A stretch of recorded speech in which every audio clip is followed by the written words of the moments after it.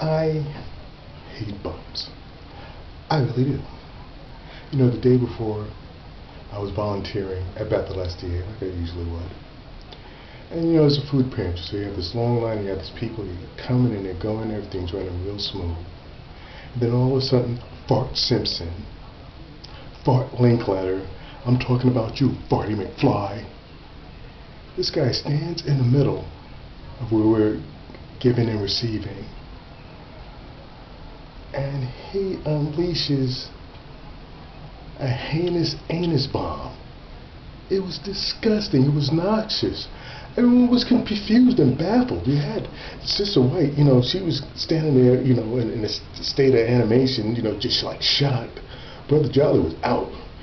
He just walked out on everybody, and Sister Kingsford didn't know what to do with herself, and Sister Willis is like slashing away at the funk with a knife. It was ridiculous. So the next time I see you, I mean, I don't care if you're a bum. I don't care if, you know, if you live in a cardboard box. It makes no difference to me. You're nasty. You need to cut it out. Absolutely disgusting. Ugh.